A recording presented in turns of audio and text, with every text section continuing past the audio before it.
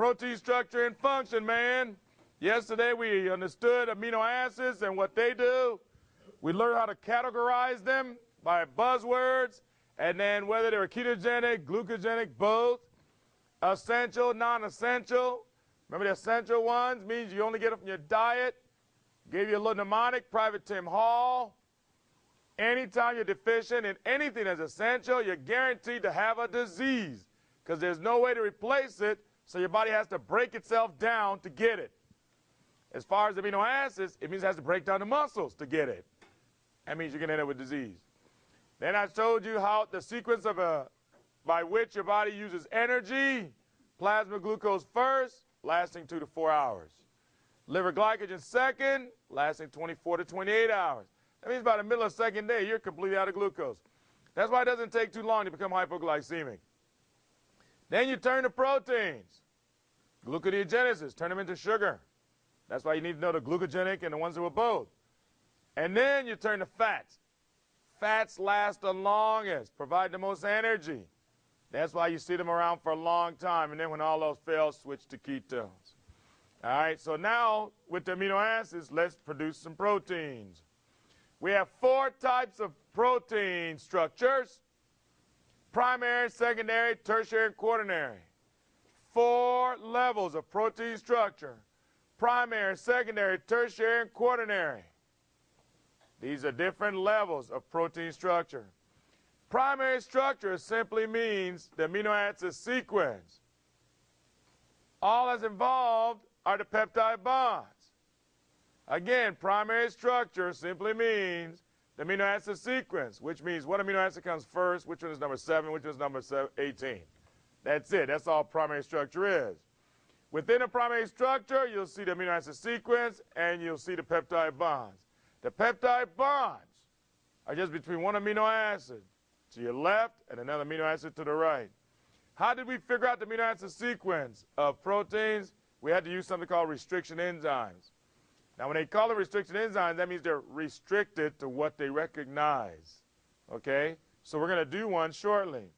But just to show you what a peptide bond looks like, it's always made between the carboxyl group of the amino acid on the left and the amino group of the amino acid on the left, on the right.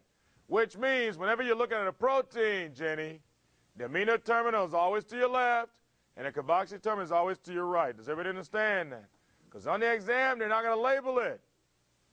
And you got to know what side is which in order to answer the questions. So that means that they're asking like a carboxypeptidase. Wouldn't you want to know which side is the carboxy terminal? Or aminopeptidase. Wouldn't you want to know which side is the amino terminal? Because then if you forget, you'll start guessing. Then you're going to miss half the questions. Okay?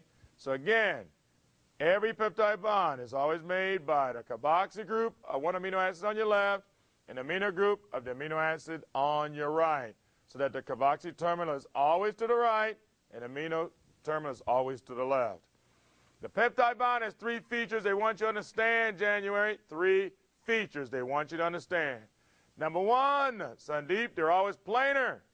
So they're flat. That means you never have to guess what shape do they take. They're flat. Number 2, they have restricted mobility. So they're not just wobbling loose, which makes sense, or else proteins will fall apart all the time. And then number 3, your R groups, the sulfurs, the big rings, they're in trans configuration, which means one points up, one points down. They alternate. Such as if I put an R group here and an R group on the same side right next to it, they're going to bump into each other and mess up the whole protein. But if I put one here, let me just write it in and show you. You put an R group here, put another one in this way. See, now they face completely away from each other, so they stagger. Up, down, up, down, up, down. That way, everybody's got plenty of room.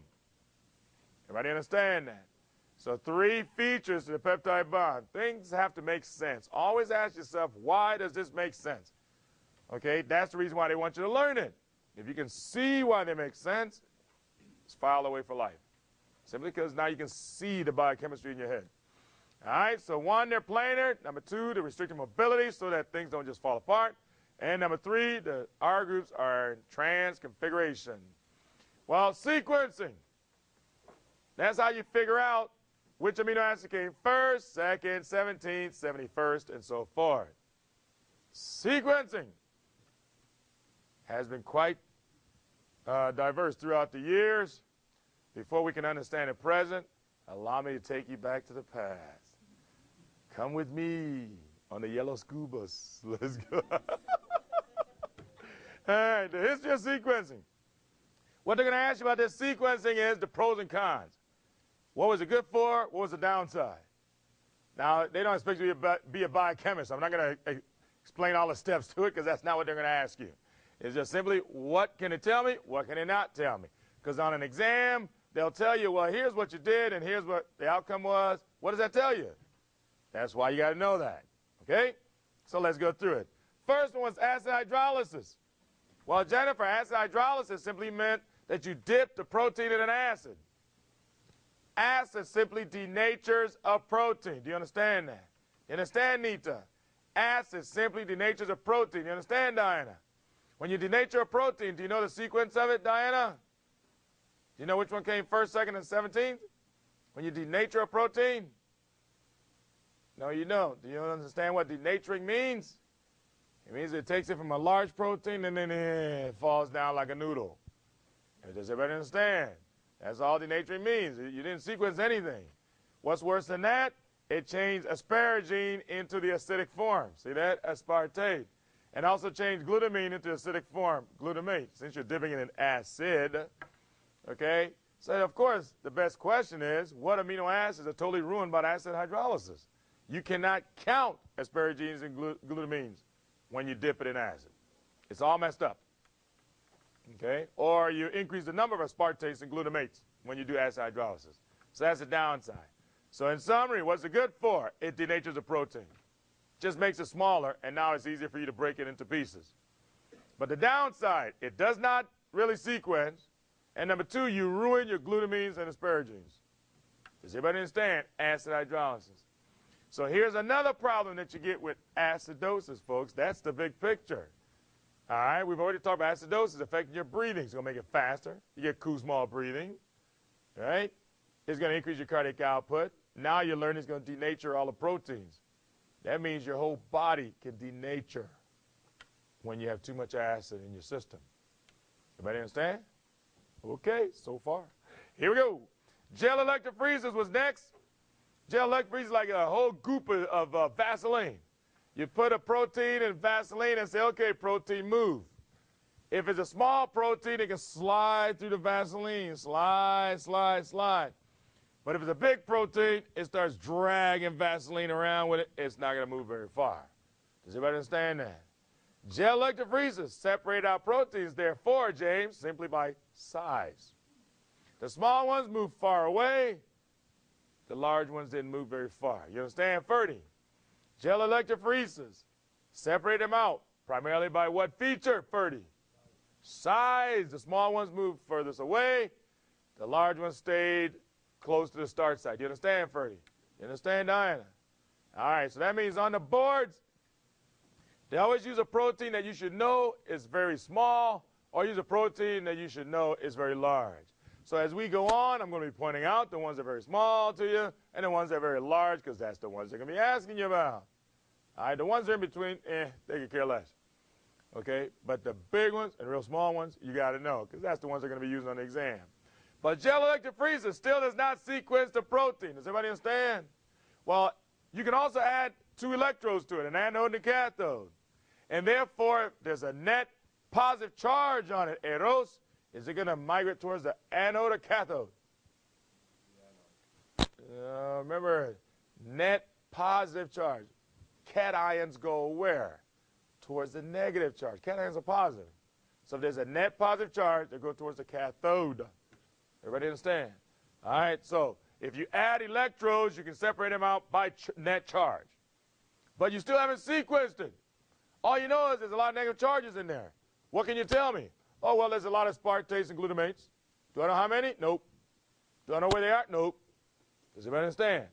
You can separate them out by size first, and then charge second. But that's all you can do. So based on that, Tatiana, look at this figure right here. First one over on your left. And tell me, is this a small or a large protein?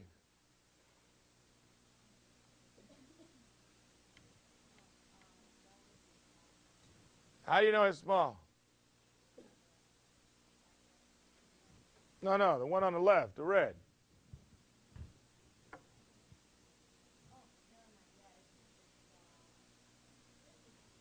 It is small, she says. How do you know that?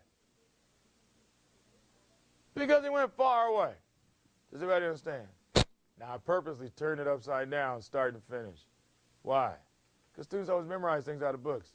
They always remember to start what's at the bottom. Instead of just looking at the picture for themselves or figuring out which one. That's why this is the one that they like to put on the boards. See that? All right, because they know you read out your book. Oh, start was down here and finish was at the top. And then you don't look carefully. Oh, yeah, that's a big one. Didn't move. Instead of just reading it for yourself. All right, folks, read for yourself. Don't try to remember something you memorize out of any book. All right, over on the right, Tim. Over on the right, you got A, B, C. Who's at the isoelectric point? Huh? I didn't hear you. B is. What's the net charge on A, Tim? Negative. Name one amino acid abundant in A, Tim. You the man. All right, everybody understand how they can ask the questions. It's just a summary of what I just explained to you. Here's how you put it in picture form. Okay? Gel electrophoresis. Next one, Ninhydrin reaction. Ninhydrin reaction, Chris. Ninhydrin reaction was a reaction that reacted with any amino acid starting on amino terminal. Hey, Chris, which side is the amino terminal, left or right? Always to the left. So ninhydrin reacted with anybody starting on the left side, and all amino acid came off as a purple color except one guy who came off yellow. That means, Chris, it must be one guy who's different from the other 19 amino acids. Boy, who would that be? Yeah, we'd be proline. And proline, Tatiana, is notorious for causing what problems?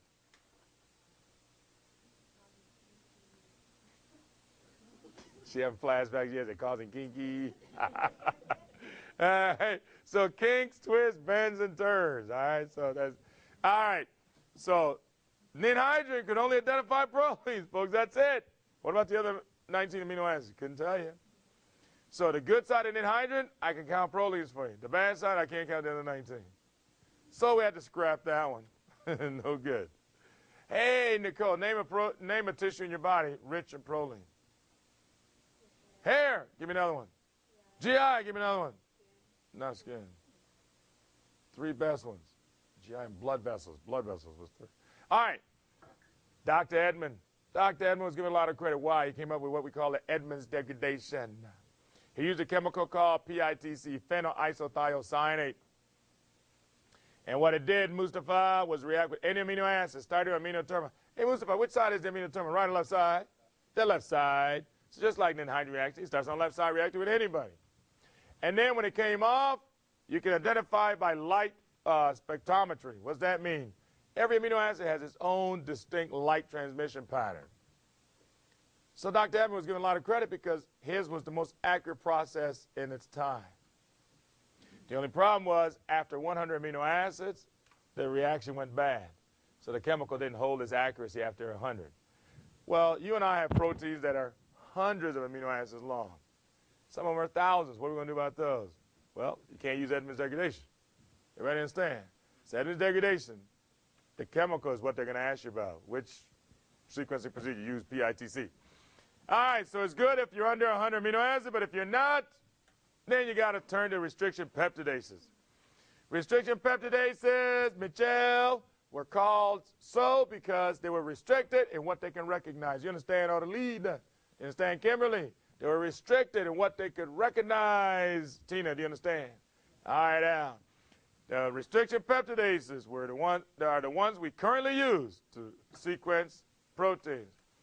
Well, here's a list that you need to know. You just got to memorize it. Because on the exam, they'll tell you, oh, we cut with this enzyme, and here's what we got. That means it begins with, do you know what that enzyme even recognizes to know what the results mean? Okay? So trypsin, I mentioned cuts the right of lysin-arginine. Remember, take a trip to LA. Chymotrypsin cuts the right of the aromatic amino acids, phenylalanine, tryptophan, and tyrosine. Elastase cuts to the right of the three smallest amino acids, glycine, alanine, serine. Cyanogen bromide cuts to the right of methionine. Aminopeptidase is generically named because he cuts anybody on the amino terminal. Terry, which side is the amino terminal, right or left side? Left side. So that means aminopeptidase cuts anybody who's on the left side and cuts to his right. And then carboxypeptidase cuts anybody who's on the carboxy terminal. Hey, Dinah, what side is that, right or left side? Carboxy terminal is always to your right. Don't forget, amino starts over to the left, carboxy ends on the right. Everybody clear? All right, so that means carboxypeptidase, if you're going to cut the guy who's on the right, then you have to cut to his left. Everybody understand that? This is the only enzyme that cuts to the left of anything. This is one of those enzymes they like to use in those experimental questions. So you don't get lost in the rats and the chemicals and the rainbows. They said something about cutting to the left. Click! Next question. There's only one enzyme that cuts to the left, folks. Take note. I told you my brain likes patterns. When something deviates from the pattern, I say, aha, that's a test question. I can already see it coming. All right? That's the way you got to be thinking. That's how a test writer chooses. What am I going to ask this student about? Well, let's see if they notice this one was different from the others. Okay? Mercaptoethanol breaks up disulfide bonds. So B. What amino acid makes a lot of disulfide bonds, man? What? Cysteine does. Dan, give me 4 hormones with a whole lot of disulfide bonds. Insulin. Inhibin. No. Hormones. That's a neurotransmitter. You cannot leave the category of the question.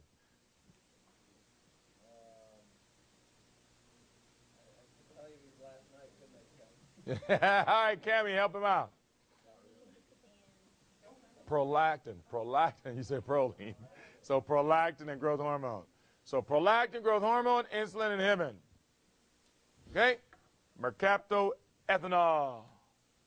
So they're going to give you one protein in sequence, just one. Just one. They're going to tell you what enzymes you use to cut it.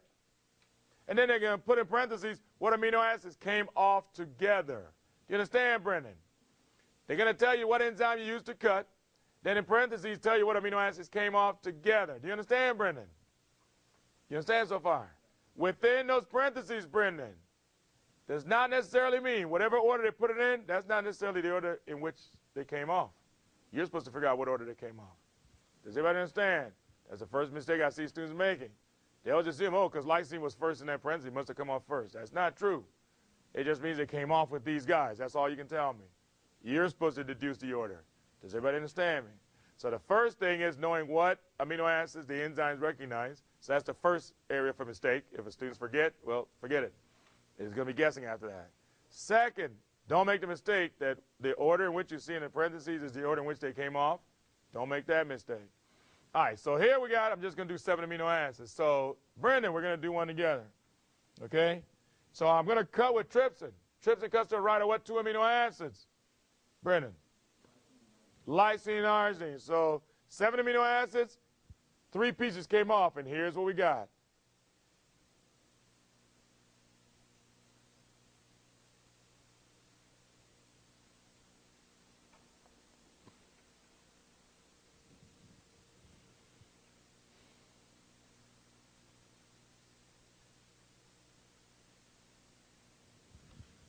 I got 3 pieces, Brendan, when I cut with trypsin.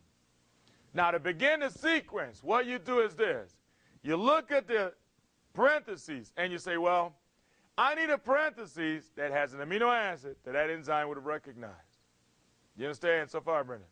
So that means, Brendan, you pick a parenthesis that contains an amino acid that trypsin can recognize. Just pick one. I don't care which one you pick. All right, he's going to pick the middle one because it contains lysine. Does everybody understand? It does not matter which one you start with, so don't panic.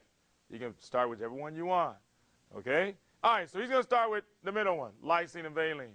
Well, then, what you do, Brendan, is ask yourself, where would I have to place the lysine so that when trypsin cuts to his right, lysine falls off with just one other amino acid? What position?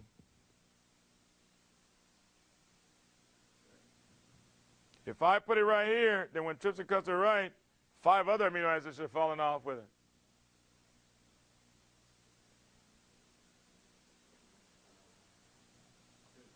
Have to put it in position 2. Does everybody understand that?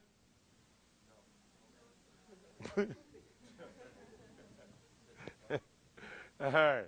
I said, you're starting out with lysine and valine. That's it, right?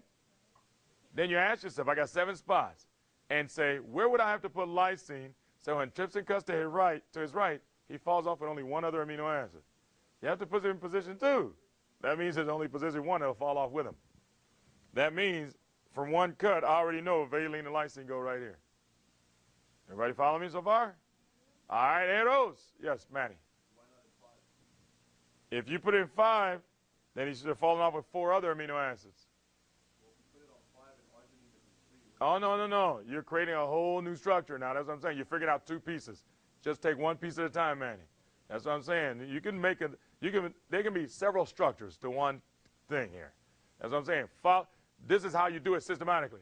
All right? That way your answer is right. There's more than one right answer. But I don't want you to start guessing all over the place what to do. You just take 1 parenthesis at a time. All right, so by doing that, lysine and valine, I already figured out position 1 and 2. Everybody with me? Now, arrows. Then you take the other one that trypsin would have recognized, and that's parentheses 1, right? Then you ask yourself, what position would I have to put arginine? All right, because we know trypsin cut here. Where would I have to put arginine so that when you cut to his right, he falls off with 2 other amino acids? At position 5, which means I don't know where the other 2 are, but I know where arginine is. Everybody understand that? So now what do? They got like 15 choices. Why do they do that? Intimidate the heck out of you. It works because you guys panic every time you see long lists. All right?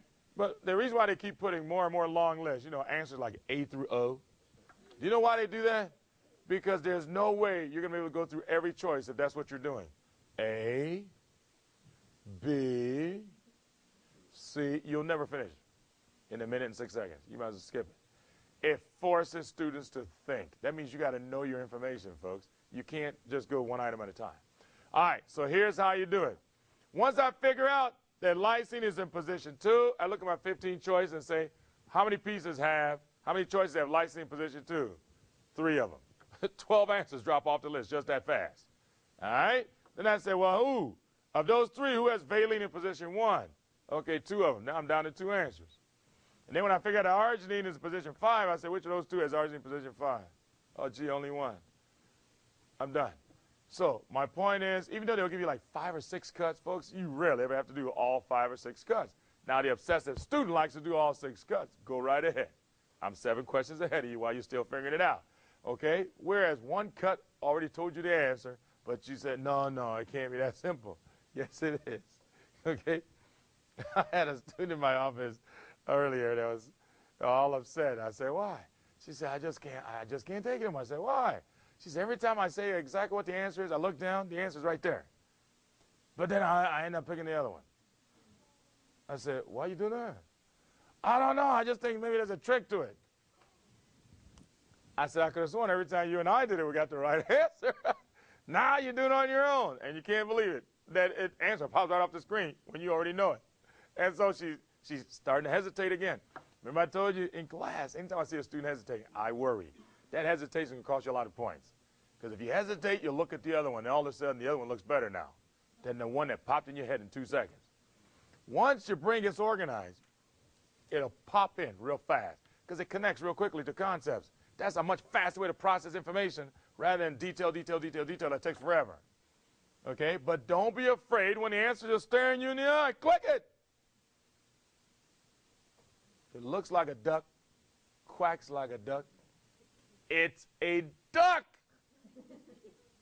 not a horse who learned ventriloquism. What the hell that word is? Just because you feel good, ooh, that's a real esoteric duck. Is there a horse who knows ventriloquism? He can quack like a duck. All right, I'm going to pick the horse that makes duck noises. Okay, now I'm picking a duck every doggone time. I just had to be wrong one time on that strange horse that you saw. All right, so everybody understand how to sequence. They'll give you 5 or 6 cuts as long as you do it the way we did it. Now, Manny brought up the point, what if you want to choose the first piece. If you want to choose the first parentheses, then that means I would have to put arginine in position 3. And then put lysine in position 5. You can do it either way, folks. How do I know which way to do it? It doesn't matter. I start with one piece, and then if I see there are choices with arginine in position 3, then I know that's the one he wants. If I started with the first piece, I see no choice with arginine in position 3, I say, nope, he doesn't want this one. I go to the other one. Everybody follow me? They're both right answers, but the key is which one does he want? If you're doing it correctly, you'll see quickly which one he wants. January. Doctor, I'm kind of confused. How does it really cut to the right, or you don't really look at that? No, it cuts to the right. Remember, this is a carboxyl group and amino terminal. All you do is cut right between them. That's all it means. To the right just means you're cutting towards the carboxyl terminal. Yeah, that's all. All right, so that's how we sequence. Secondary structure, 2 types. Secondary structure, 2 types, Monica. One is called alpha helix. One is called beta pleated sheet. You understand, Monica? Alpha helix, Monica. It's got a whole lot of twists and turns. Oh! What amino acid? Monica. Whole lot of proline up in here. Name a tissue with a whole lot of alpha helix. Monica. Hair. Name another one.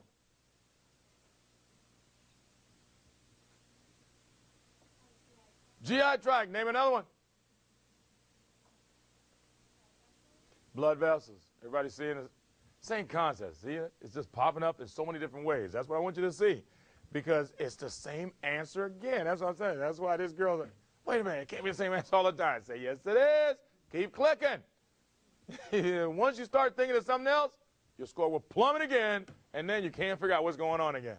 You don't do that, folks. It doesn't mean, oh, you need 6 more months to get ready. No, you got to go back to what works. That's it. You can correct it in 24 hours. All right, so that's alpha helix, twists and turns. Then we got beta pleated sheet. Hey, Monica. Beta pleated sheet is mostly flat. Mostly flat. Hey, Monica. What amino acid are you going to find right here and here in this flat protein?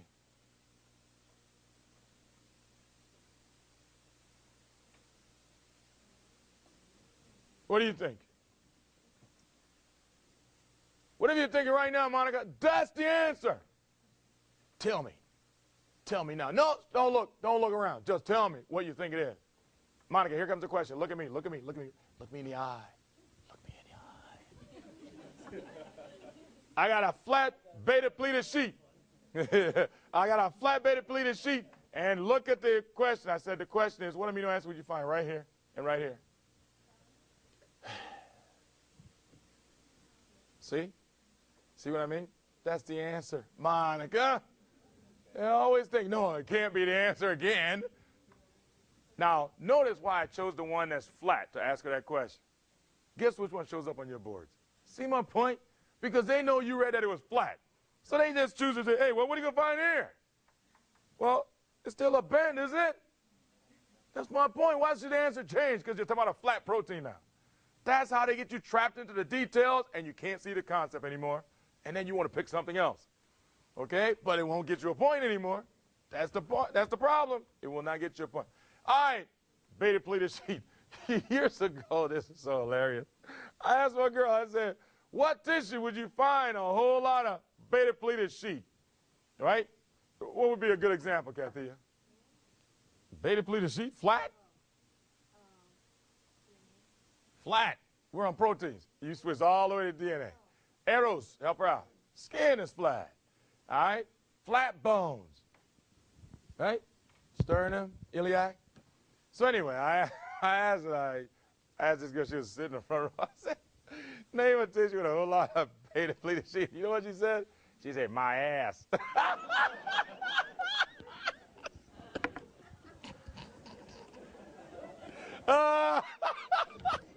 I'm like, okay, if you say so. I'm not going to touch that one, man. I mean, the whole class just erupted. I mean, I was not expecting that one at all. Beta pleated sheet.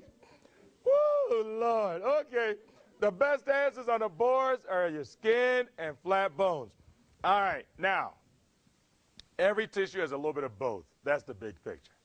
let's say you look at my hand, I said, and I ask you, where are you going to find alpha helix? Right here. Everybody follow that?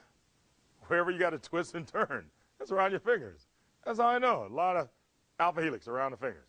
Where you can find beta pleated sheet? Wherever it's mostly flat. See that? Everybody understand?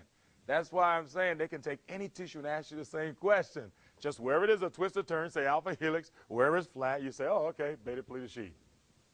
Does everybody understand? Okay, cool. Because I don't want you to just memorize in just one tissue.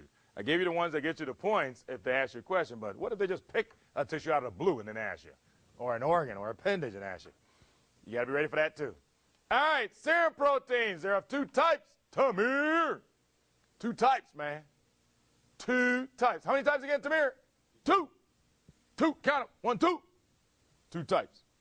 Functional, which means they serve a function, Tina. Functional, which means binish, they serve a function. Right, Fazil?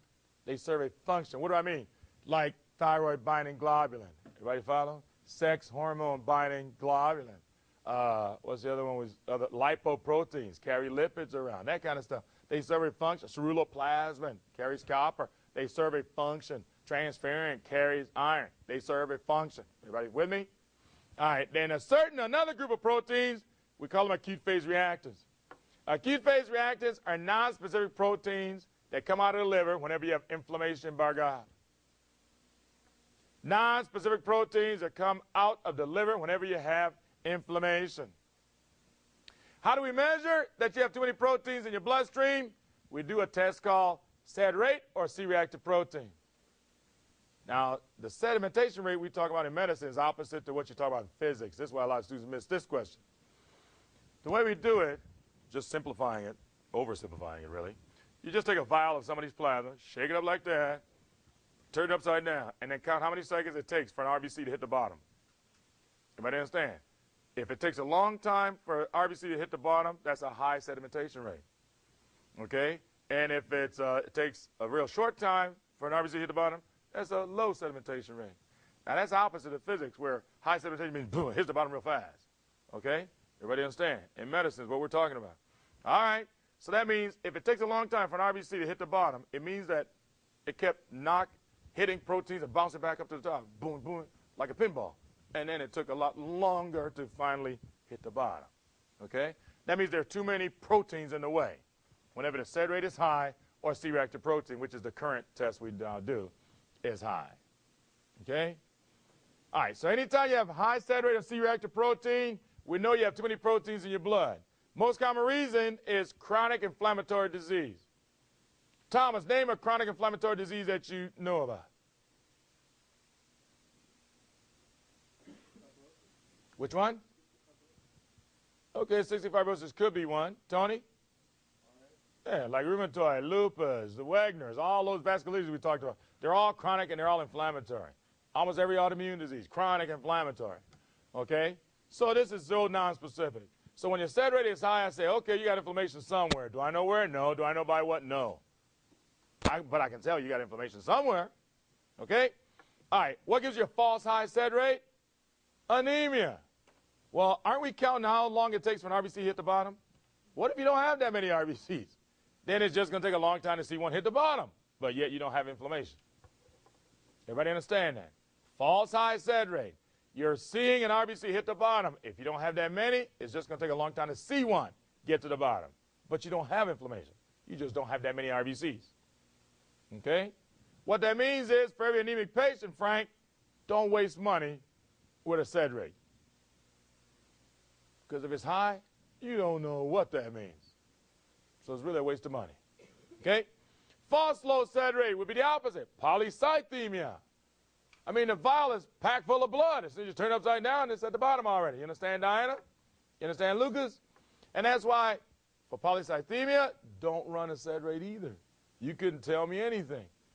They could have inflammation, the SED rate is still low, but you don't know.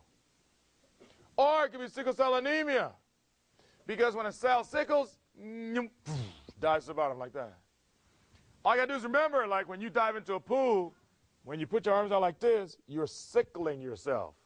That's why you get to the bottom of the pool much faster. Versus when you spread your arms out like that and do a belly flop. Notice you don't go to the bottom now, do you? All right, same thing here. That's how to remember. Sickle cell, boom, dies to the bottom. Okay? All right. The interleukin responsible for all these acute phase reactants, IL-6. Interleukin 6. Too many acute phase reactants, we call that disease amyloidosis. Too many acute phase reactants, we call that disease amyloidosis. Now, this all review, you've heard it before. And I know you guys are going to write it down again anyway. So, anyway, hopefully you'll listen to most of it before you write it down. Primary amyloidosis, I said, is autosomal dominant because it's structural. If it's autosomal dominant, Thomas, what's the chance of getting it if one parent has it? 50% if both parents have it. 75% if you have the gene but you don't show the disease. Well, how do you explain that?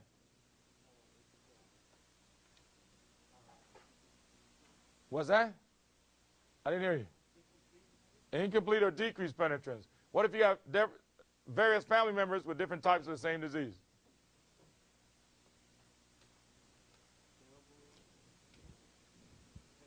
Variable expression. What if you saw variable expression in the setting of mitochondrial disease, Chukuma? How do you explain that? We use the term heteroplasmy, correct. All right, very good. So that's primary amyloidosis. Remember I said is intracerebral hemorrhage in a young person with no history of trauma or hypertension. It means you got too many proteins in your blood vessels, and Diana knows if you got proteins within the wall of a blood vessel, what's going to happen to your compliance? Increase or decrease?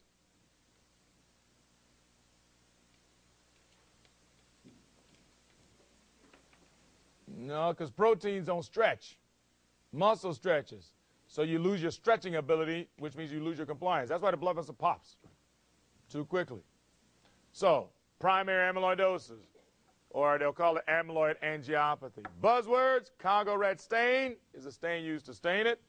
Looks like pink, a lot of pink material throughout the area. And then apple green birefringence. Another classic term used to describe it. Secondary amyloidosis is secondary to any chronic inflammatory disease. Right, Miguel? What's the most common secondary type of amyloidosis? Miguel?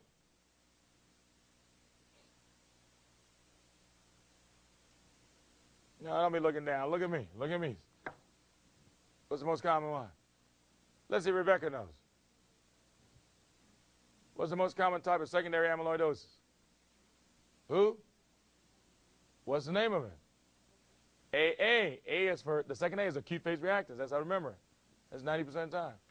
Which one do you think of when you see, what disease do you think about when you hear AB? Rebecca? What's that? Alzheimer's, beta or tau protein, correct? Or lipoprotein E4. Give me a drug used to improve the memory of Alzheimer's patients.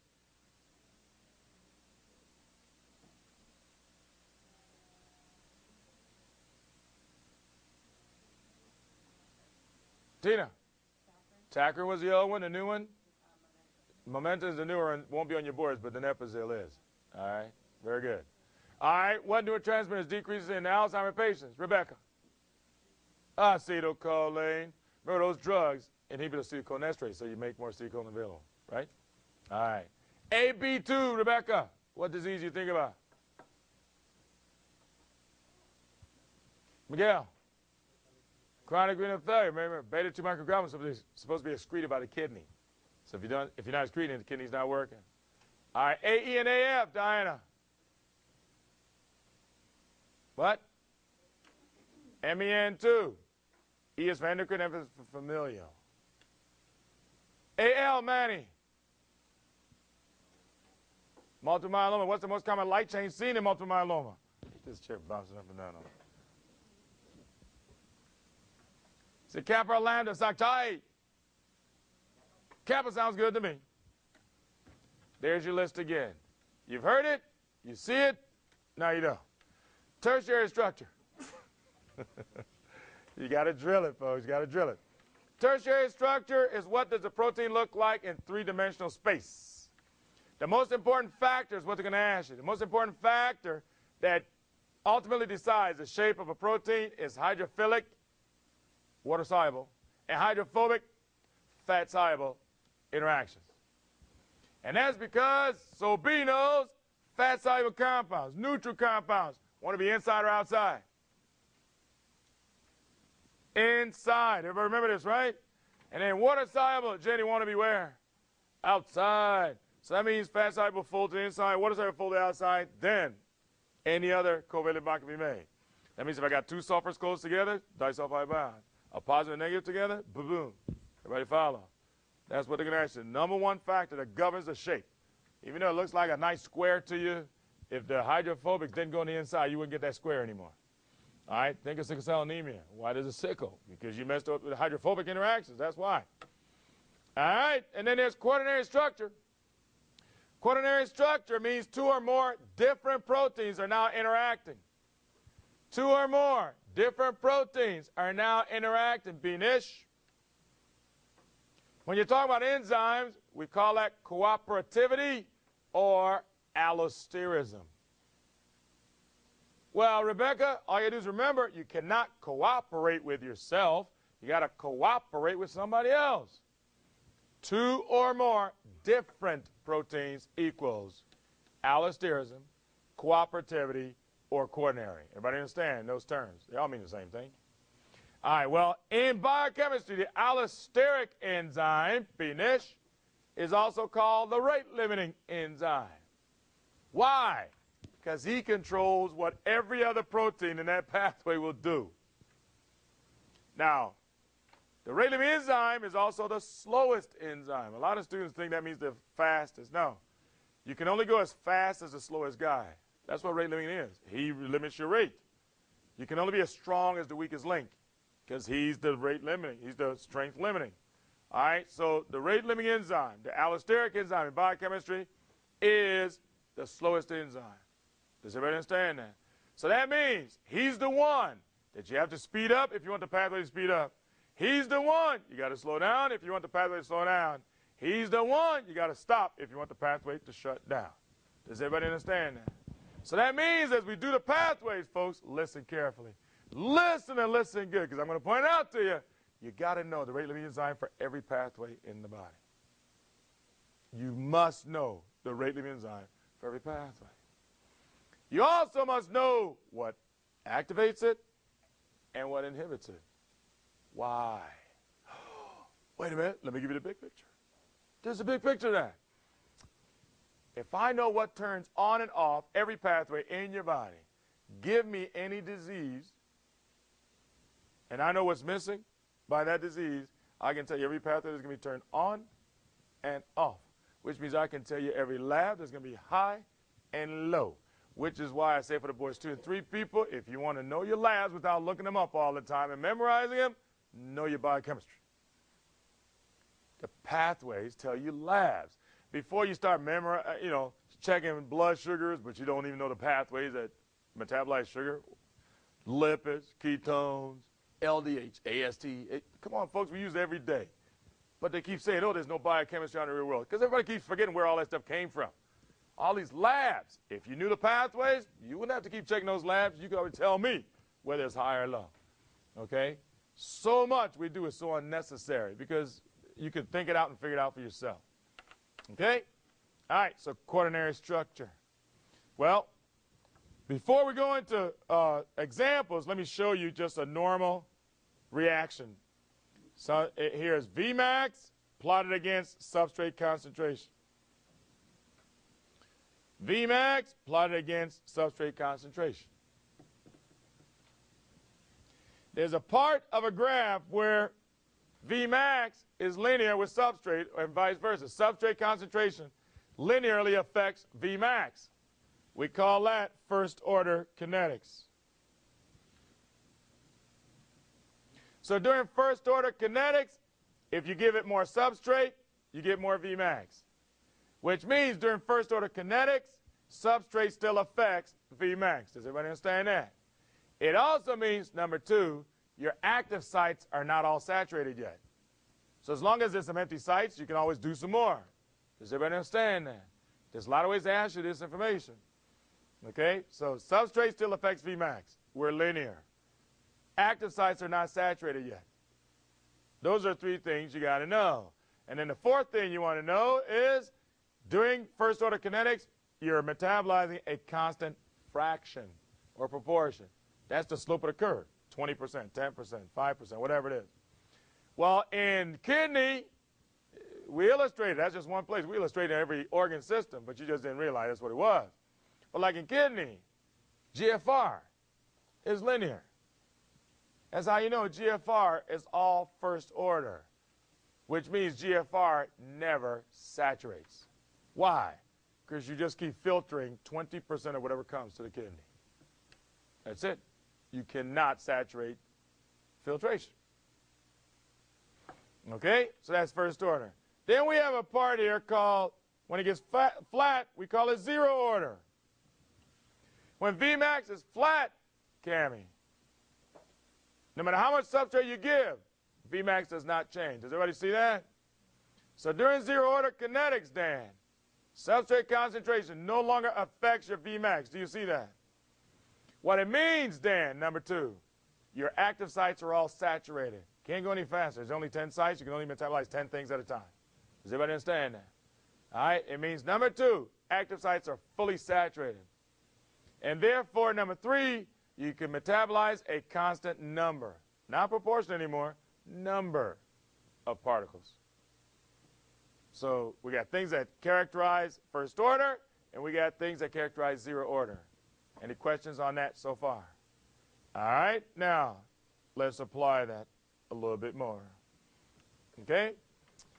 Most of the drugs, 90% of the drugs we give to patients in medicine are given in first order. You understand that, Bartholomew? 90% of the drugs that we give to patients are given in first order. That means if they ask you about any drug you don't know, folks, pick the 90%. Say first order. Why not? Here's the reason why, Bartholomew. Let's say I give the patient, this is the dose that he needs. But if I double it, that's okay. He can still metabolize it. What if I really screw up and triple it? That's okay. He can still metabolize it.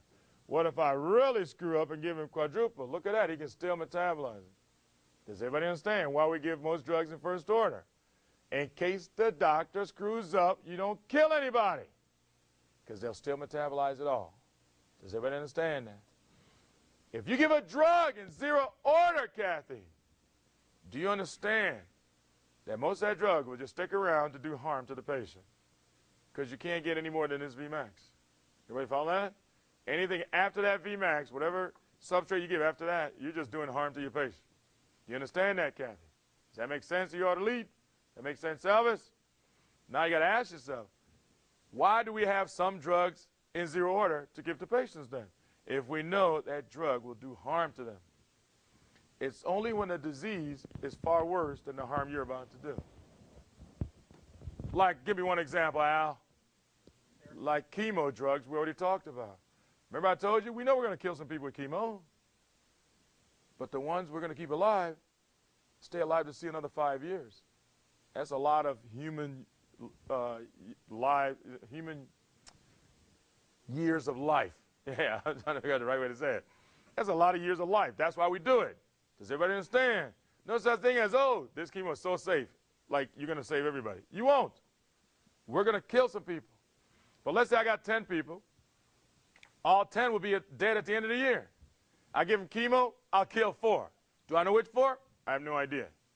But 6 are alive to see 5 more years. Does everybody see that? That's why we do it. So that means, I can guarantee you, folks, that anytime we have a disease that's very dangerous to you, the patient, very lethal to the patient, I bet you the drug of choice is in zero order. Does everybody understand me? That's the big picture. That's the big picture, because you can't be messing around. That way, when we talk about treatment of pheochromocytoma, you'll understand why phenoxybenzamine is zero order. When you're treating hyperthyroidism, you'll understand why PTU is zero order. Folks, because if I mess up, you will die before I can even take care of your disease. I can't take that chance. That's the big picture. That's what they want you to get out of this. Do you understand that if we're going to use a drug in zero order, it's got to be a disease that's deadly? You know, hyperthyroidism, a thyroid storm will kill you. So we don't wait till you get a thyroid storm. We make sure we stop all the thyroid with PTU. Okay, everybody follow? That's zero order. Now, in most books, they always talk about two drugs that are typically in zero order. Phenytoin and alcohol. Phenytoin and alcohol. And then high-dose aspirin. Some books will kick in. Well, Faisal, when you look at this tracing, man, can you have zero order without first order? No. Does everybody see that? No such thing as zero order without first order. But the way the books print that line, you would think that's what it means. Drugs that are zero order, as if there is no first order to it. Folks, what it means simply is that the first order is so short that we don't usually see it. By the time we see them, they're already at zero order. Does everybody understand that? But there's no such thing as zero without a first. Does everybody understand that? Cool. If you want to spend more time in first order, there's a way to do it. You have to induce more enzymes. So if you only got 10 enzymes working, you can only metabolize 10 things at a time. What if I can induce the enzymes, and now there's 17? That means I can spend more time in first order. First order. Does everybody understand that? All right. You know what the zero order number for alcohol is, Chukuma? 100 milligram percent per hour. 100 milligram percent per hour. That means 100 milligrams of alcohol clear per deciliter blood per hour. Okay, fine. And you know what the legal drunk limit was until about 5 years ago? 0.1. You know what that comes from? 100 milligram percent per hour. And they said there's no biochemistry out there. Oh, my goodness. Wait a minute. Monica, check this out. If you drink alcohol and you get a 0.2, 200 milligram percent in your blood, how long is it going to take you to metabolize it? 2 hours. And you drink and you got a 0.3 eros, how long is it going to take you to metabolize it? 3 hours. And you drink, Diana, and you got 250 milligram percent. How long is it going to take you to sleep to metabolize it? What's that? I can't hear you. 2.5 hours. Remember, 200 milligram percent. I gave you 250 milligram percent. It's 100 milligram percent per hour. You got that number? 100 milligram percent per hour. So if I say 250 milligram percent, it's 2.5 times that, right? Does everybody understand me so far? Well, back to you, Monica. Let's say you drink yourself and it's up to 0.3, 300 milligram percent. How long is it going to take you to metabolize it? 3 hours. What can you do to speed that up, Monica?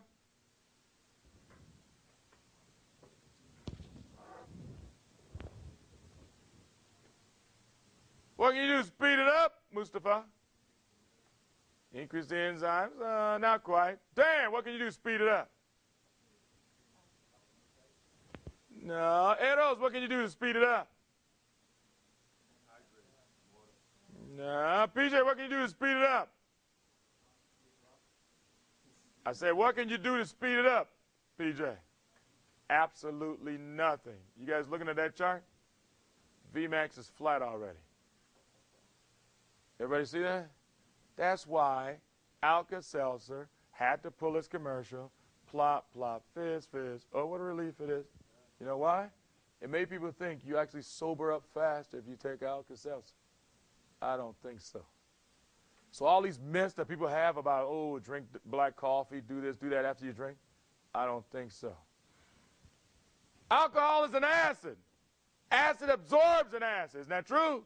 That means if you drink an empty stomach, you can absorb all of it. Everybody follow me? What do they tell you about drinking to decrease the absorption? Drink with your meal. Drink after your meal, because then you inhibit the absorption. But if you're already drunk, where's that alcohol at? It's already in your bloodstream, in your brain. Is Alka-Seltzer in your stomach going to do anything about it? I don't think so. Drinking coffee and it's in your stomach, is that going to help you? I don't think so. All these myths are all lies, folks. This is the biochemistry. The biochemistry says, no, somebody just starts these rumors and then everybody believes it because they want to believe it. But I don't think so. That's the problem. Alcohol, man. Whew. Alcohol is an acid, folks. You got to be careful. Well, acid, if you got too much acid in your system, what problems do you know that come with having too much acid in your system, Arrows? Break it down for me, man. Ulcers. Keep going.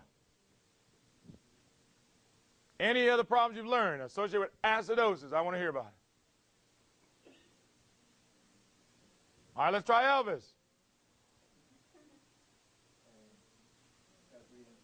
You start breathing faster. Kuzma breathing. Kimberly.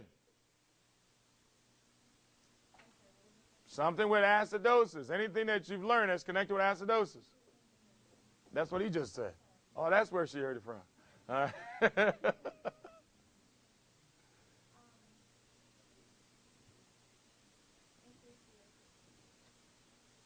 Not necessarily. I say you drank acid.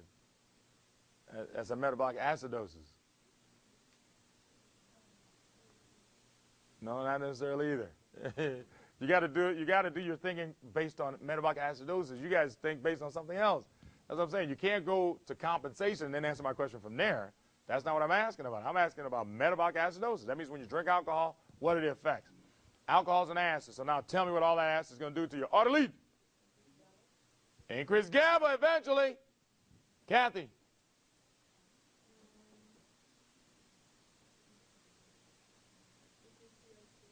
What? By doing what? By making you breathe faster. So that's the same thing he just said. So give me another read. Another problem associated with acidosis. Let's try Nicole. What's that? How does acidosis increase your blood pressure? Huh?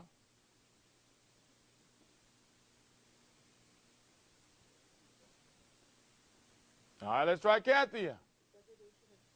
So denaturing of proteins. Everybody understand?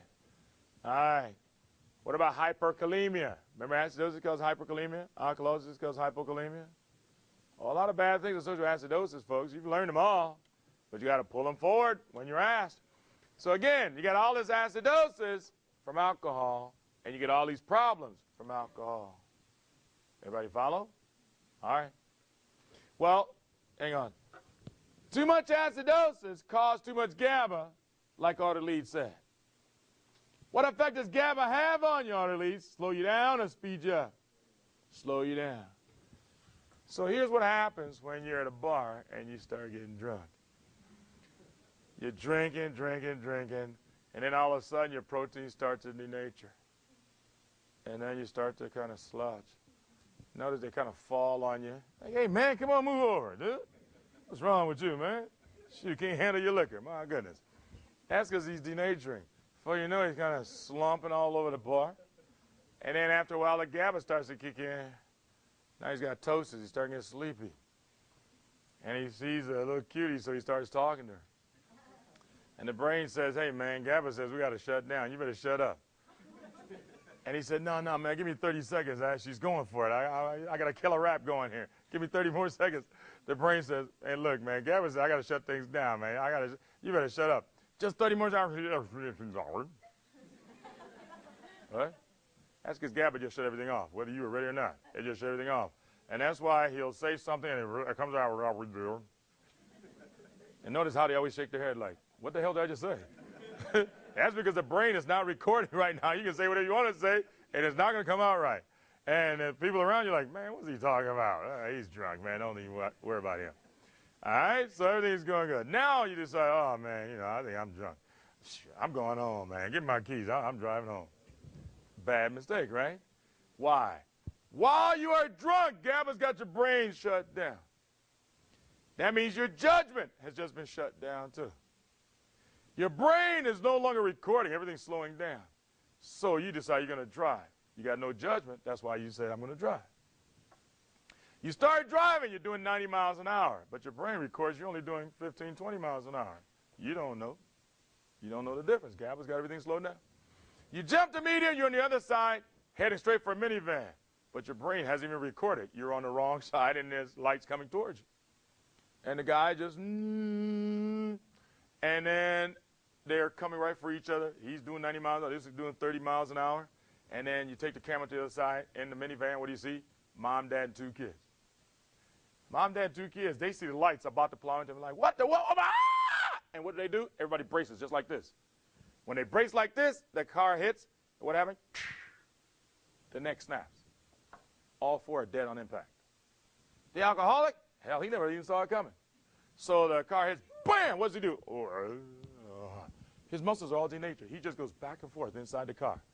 And that's why when the crash is over, who's dead? Everybody in the minivan. Who walks away from the car crash? The alcoholic. That's because he never took the impact.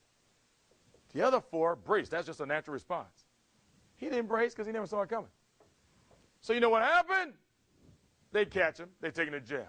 All right, come to court. There was a lawyer who got real smart, as far as lawyers can get now.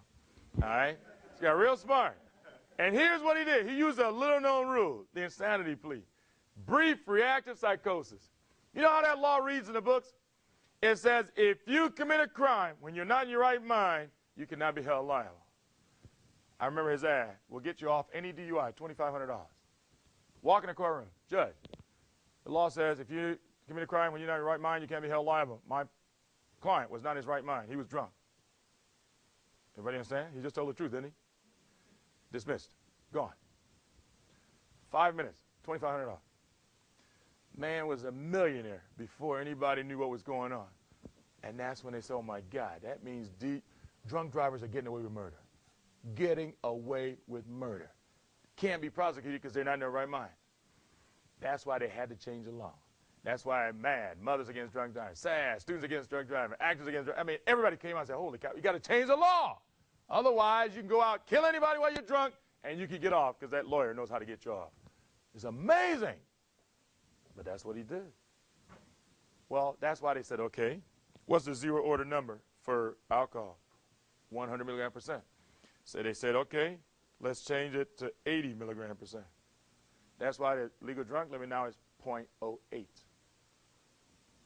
That means if you go up to 100, you're now doing it knowingly, which means now you can be put in jail or fined for vehicular manslaughter or involuntary manslaughter because you now did it on purpose. You're an adult. You know the difference between 80 and 100, and yet you went all the way to 100.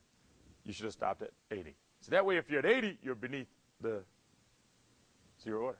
Everybody see that? That's how it works. Well, while you're also drunk, here's some numbers you need to know. So legal drunk limit is 0.08. Okay? Once you hit 0.3, folks, you're going to a coma. Once you hit 0.4, you literally just embalmed yourself for the burial. You guys ever heard about some of these fraternity boys who, you know, they on TV just to make it sound nice, alcohol poisoning? You guys ever heard about all that? You know, on your 21st birthday, they got to drink 21 shots of whiskey. They do this in Florida all the time. It's crazy. Well, those are the ones you find dead the next day because, I mean, your body wasn't ready for all of this. You know, you hit zero order so fast, the rest of it just stayed around and just embalmed you. And they were found comatose or dead the next morning. Okay? You can't do that. So how do you do this? You induce the enzymes. That means you drink small amounts over a long period of time. Your body says, oh, I guess you're going to be drinking regularly, huh? All right, we need some more enzymes. Where once there was 100, now you have 1,000. That means now you got a lot more time in first order. Everybody see that? All right. So a lot of people think it has to do with your size. Because you're a big bubba, you're supposed to hold your booze. Ain't got nothing to do with it. You go to a bar, there's that little thin country woman drinking all the big bubbles underneath the table. She's just kicking her back with the shots of whiskey. The other one's just, bam. And she's still kicking it down. Why? That little woman's been drinking since she was 2 months old. She's got so much alcohol dehydrogenase in her liver, no problem. That's what we call tolerance. Tolerance means you've induced so much enzyme, you spend a lot more time now in first order. That's why all that booze doesn't affect you anymore. This is the same thing with any drug. If you use any drug for too long, after a while, you will induce the enzyme that breaks it down so that you need a higher dose just to have the same effect. Benzos, barbiturates, and alcohol are notorious for that. Benzos, barbiturates, and alcohol. Notice, they're all related. That's why. The more alcohol you drink, the more alcohol you can drink before you get a buzz. Then there's such a thing called cross tolerance, which means because these three drugs are related, because you can tolerate alcohol, you can also tolerate benzos and barbiturates. So they give you someone who's been drinking alcohol for a long time and asks you, how come you got to use 3 times a dose of phenobarb just to knock him out? That's called cross tolerance. All three do the same thing anyway. Everybody follow me so far? You see how that makes sense? Okay? Very, very important. That's why, like, when you got a heroin addict, you need megadose of morphine to take away their pain. Same thing, folks. They're tolerant to heroin. Morphine doesn't faze them. So that means you need a higher dose before they get relief. Everybody understand? Tolerance and cross tolerance. All right. So first order and zero order. Phase 2 of what happens? You're at the bar. You're drunk. GABA's got your brain shut down. That means judgment shut down. That means inhibitions gone. This is why you do strange things when you are drunk. This is why you hear about what you did last night while you were drunk. You're like, I did? How much did I get? I'm telling you, here's what happens. You got GABA. Watch what happens, folks. I'm not telling you anything that's not the truth. GABA's got you totally relaxed. Isn't that true? GABA's got you relaxed, Rashmi. If you're relaxed, does that sound sympathetic or parasympathetic to you? Parasympathetic. When you're parasympathetic, wait a minute, who controls sexual excitement? Parasympathetic. That's why when you're drunk, inhibitions are gone, you get sexually excited. That is not a good combination. That's why you are much more promiscuous when you are drunk. That's why in college you hear people talking about, man, after a few drinks, I'll be ready. After a few drinks, I'll be all right. You know, you go to the party. Yeah, man, give me some drink. Why? Because once they get drunk, after inhibitions are gone, sexuality is up. Boom. That's why so much sexuality occurs during those parties. But then the next morning when the alcohol wears off, you got to roll over and look at what the heck you're sleeping next to. All right? So that's why they always tell you, be careful, folks, because when that GABA kicks in, you relax, you're sexually excited, you look, and all of a sudden that woman you've been talking to, you say, woo, you think it's hurt, got you excited. You're like, well, I guess she doesn't look that bad. At the beginning of the night, you said she looked like a moose. Now, all of a sudden, she doesn't look that bad. That's why they tell you, be careful who you're drinking with at the beginning of the night, because they're going to be looking awfully good to you by the end of the night. If you keep on drinking, they're going to look real good. That's the parasympathetic kicking in sexual excitement, so you think it's that person. If you're a woman, same thing happens. All of a sudden, the clitoris is engorged with blood, just like the penis engorged. Remember, they're the same structure. And then all of a sudden, you think, ooh, well, he is kind of cute. When you walked in, you didn't want anything to do with this fool. Now, all of a sudden, he is kind of cute. Okay, that's the problem. You're drunk now. And then you get yourself in trouble. You get yourself in trouble. Well, years ago, I always tell students, I've got 2 alcohol dehydrogenases in my liver, just 2. And one of them's always on break. So there's really only one guy working. So it doesn't take too long. Bam, I hit zero order. 2 sips, zero order already. So that's why I don't drink. It hit zero order so fast. Well, years ago, I made the mistake, took some students out because it was their birthday. So it was about 7 or 8 of them. So I said, oh, I'll take you guys all out to a restaurant. This was at the old place where we were. And I usually only drink like a strawberry daiquiri. They always laugh when I tell them that's all I drink, strawberry daiquiri. That's because it's mostly strawberries. I don't want the alcohol. I just want the strawberries. I'm serious. Well, I ordered a strawberry daiquiri because that's all I drink. But I didn't know that bartender makes this strawberry daiquiri like a Long Island iced tea. like with like 10 liquors in there, man. So I'm drinking my strawberry, or what I think is a strawberry daiquiri.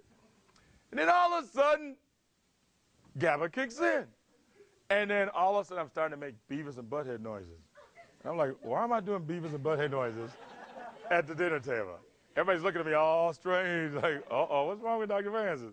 You know, and then there's one girl to my right. She starts to tell a joke, because we're just having a good time. One sentence into the joke, I just started cracking up, kicking my legs up. I said, man, that is so funny. She's looking at me like, I haven't even finished, Dr. Man, what do you mean? I didn't know I was hallucinating. I could see the joke already. I mean, I just saw what I thought the joke was going to be. Hallucinating. Had no idea that GABA had already kicked in. Second time the mistake happened. I went out drinking with two friends at U of I. When I was working at U of I, it was two colleagues. We went out on a, what's it called, happy hour, right? I drank 2 whiskey sours, and I forgot I had not eaten lunch. Empty stomach. Acid absorbs an acid. I drank the first one, went straight up. Drank the second one, all of a sudden this guy's talking, and while he's talking, the girl over here starts talking. So I turn my head to listen to her, and then all of a sudden I notice she's moving. I'm like, girl, you're going to have to sit still when you're talking to me now. You can't be doing that. You can't be moving like that. And then she said, oh, Dr. Francis. And then this guy said, oh, I think Dr. Francis is drunk. I look at him, hey, man, you have to sit still too now. Y'all can't be doing this. I'm trying to talk to you. You're moving around in your chair. Oh, Dr. Francis, we better get out of here. You drunk. Oh, okay, we better get home. This was on Green Street, you know. You know the last thing I remember on Green Street? I would walk out of the place. I said, I'll see you guys later. You know the last vision I have? I had my arms out like this, and I was running down Green Street, traffic coming straight at me. And I'm saying, everybody get out of my way. I need to create my vacuum so I can take off. This is it. That's the last vision I have. That's where the picture cuts off. Right now, I couldn't tell you what happened after that.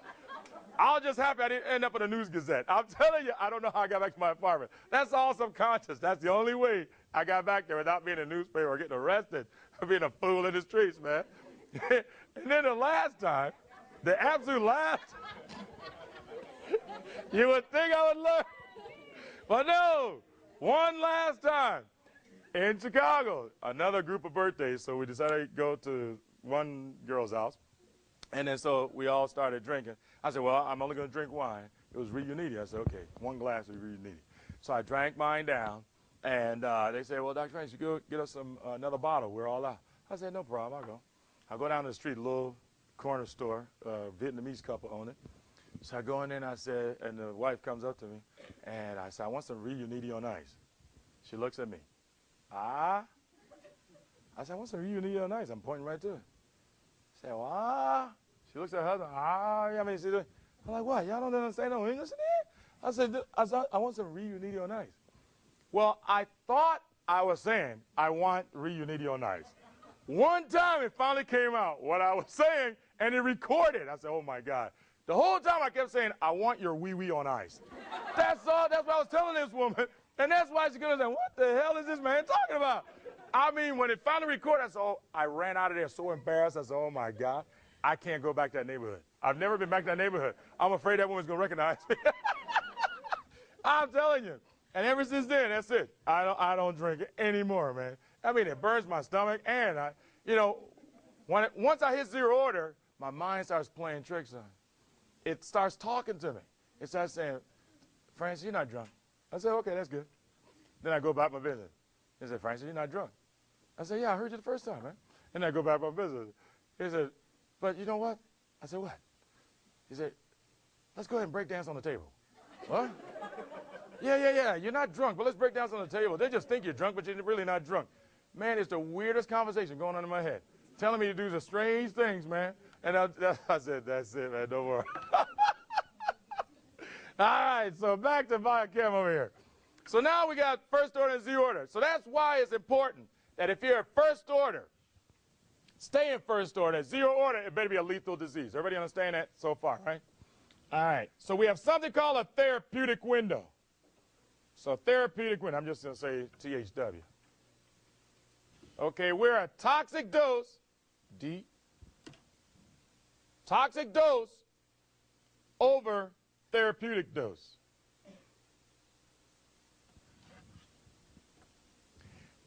If you look at that equation, I want my therapeutic dose to be a small number and a toxic dose to be a large number. Everybody understand that? That means you have a large therapeutic window. That means, let's say the therapeutic dose is 1 milligram. Toxic dose is 10 milligrams. That means I'd have to give 10 times the dose before I ran into any problems. That gives me a huge window to make errors. Everybody understand? So when the therapeutic dose and toxic dose are too close together, that's a very narrow therapeutic window. So now let's say 80 and 0 is 100. All right? That means you got it. This is your narrow window rather than from way down here. Whenever you have a narrow therapeutic window, how do you know to stay in that? How do you know you're within that window, Jennifer? How do you know you're within that window, Ferdy?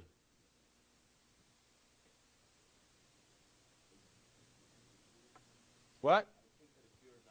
No, I say, how do you know you're in that window? If it's got a narrow window, how do I know I'm in there? Maria knows. No, she doesn't, she said. I know the lead knows.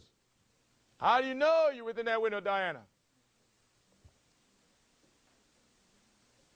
So let's say I gave you a drug, Diana, and I said I gave you a drug with a real narrow therapeutic window.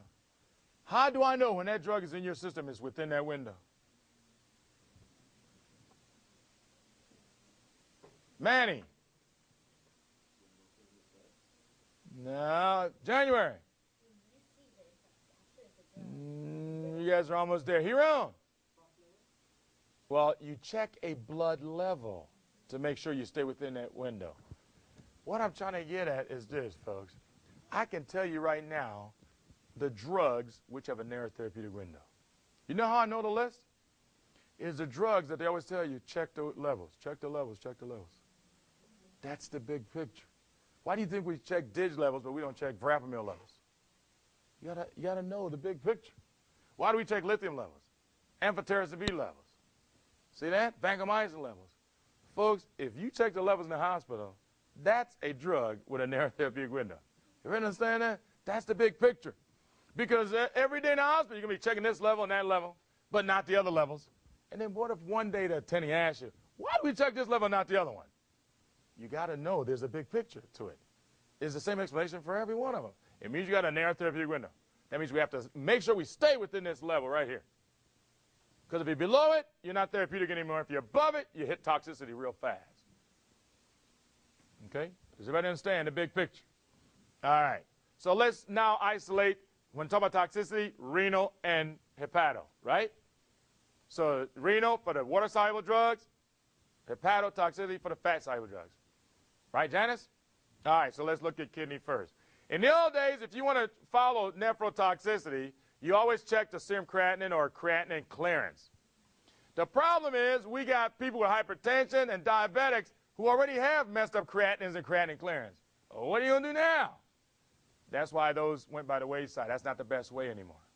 For renally cleared drugs, we do now a peak and trough serum levels. Peak and trough serum levels. The peak level is done 4 hours after a dose.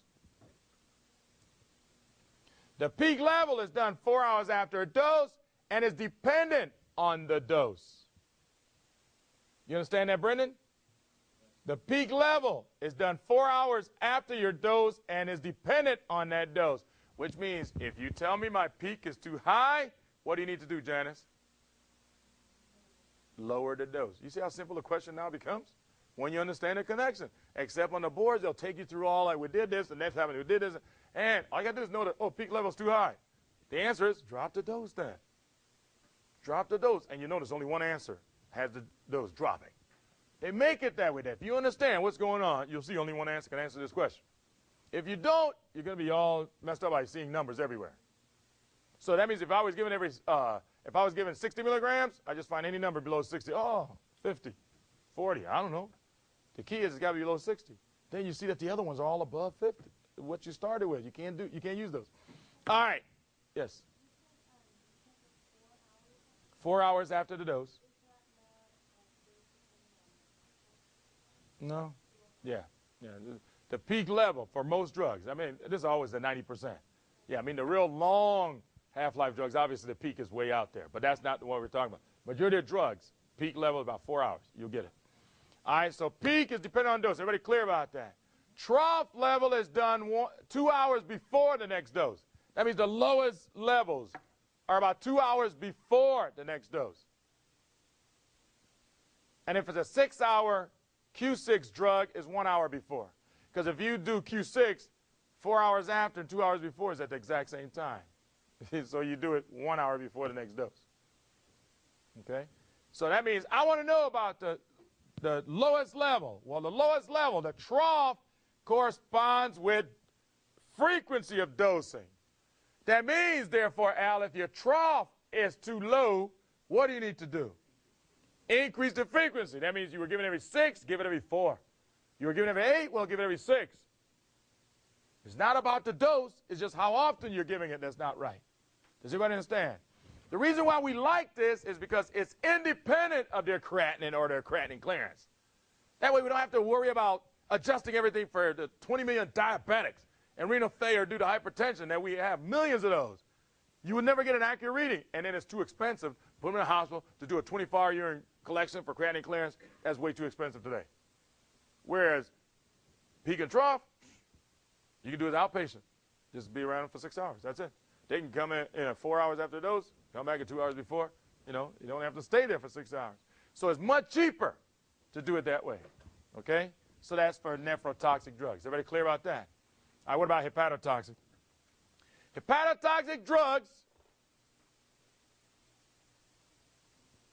have 2 ways of being cleared out of your liver. The enzymes that we use, they call them mixed function oxidases.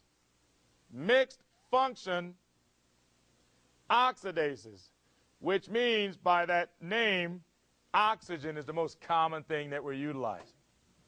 Mixed function oxidases. 2 ways to get rid of drugs. Number 1, make them more polar by adding sulfur, nitrogen, or oxygen. Obviously, we use oxygen most of the time. Make them more polar by adding sulfur, nitrogen, or oxygen, because those 3 pull water. Who do we use that for? Well, Jennifer, we use those for small particles. Because if it's a tiny particle, putting a sulfur will drag a lot of water. But if the particle is this big, what's adding 1 sulfur over here going to do for you? Absolutely no good. Everybody follow me? Small particles, the first wave is fine. Sulfur, nitrogen, oxygen will help you. But if it's a large particle, then we conjugate something big to it. We conjugate something to it. What do we conjugate to it? Glucose. Remember? Glucuronidation. We do that for bilirubin. You saw that. Because that's a big molecule. Just putting 1 sulfur on it is not going to make that thing water soluble. You got to put big things on it. That's why we even put 2 of them. Bilirubin diglucuronide. Okay? So glucose, phosphate, sulfate, acetyl groups. And they'll ask you, what's the number 1 way for that one? Acetylation is the number 1 way. Because anesthetics are large molecules. Andre, the ones that are going to be hepatotoxic, do they have an oil gas or blood gas partition coefficient?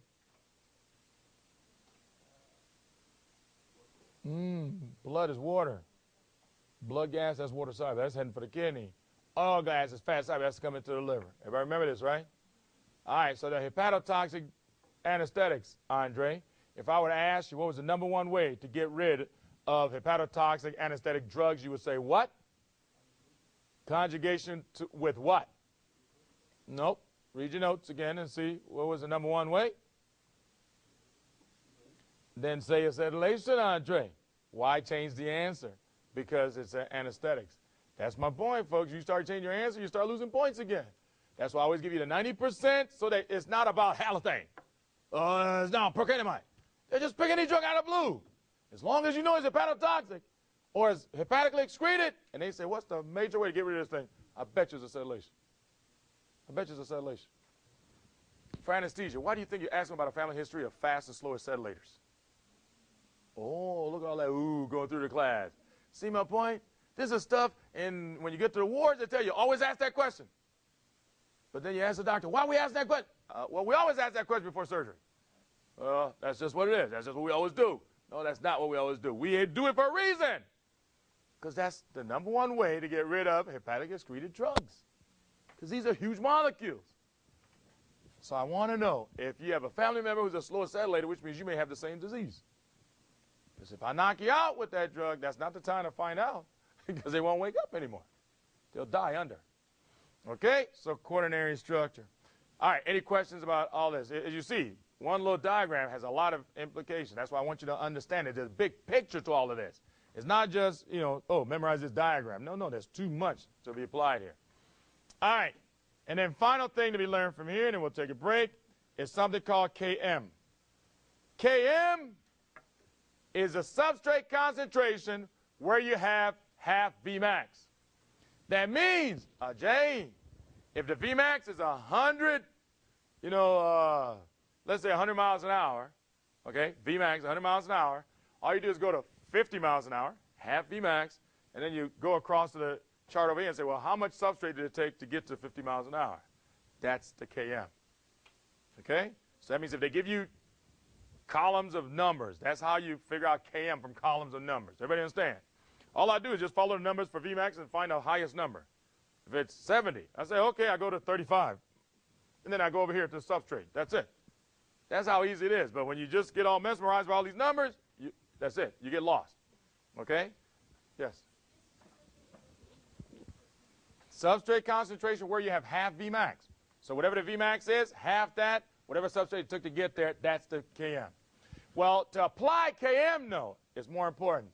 Km is inversely related to 1 over affinity. That's what they're going to ask you.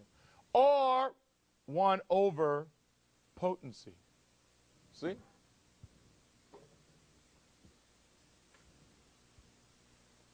Which means if the affinity is high, Diana, what's that tell you about Km?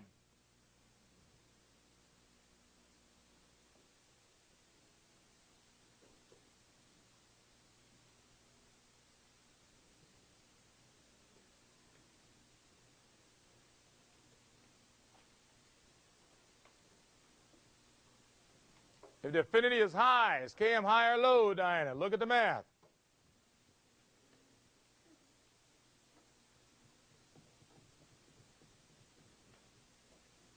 If the high number is in the denominator, Diana, does that make it a large or small number? It has to be a small number. That math. All right, folks, we're going to keep practicing this simple math. Folks have forgotten the math. All right, so affinity and potency in the denominator. So if they say high affinity and potency, immediately my mind flips. Oh, low Km. If you say low affinity, high Km, low potency, and so forth.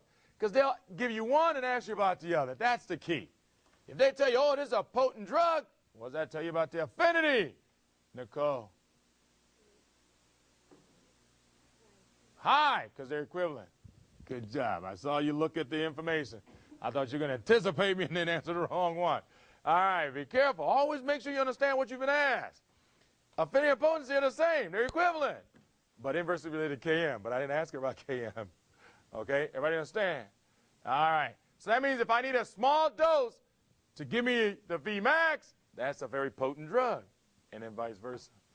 Well, Vmax in the setting of pharmacokinetics equals efficacy. So you take aspirin, 81 milligrams to take away your fever, but you need 325 milligrams of acetaminophen to take away your fever. See that? That's how you know aspirin is much more potent.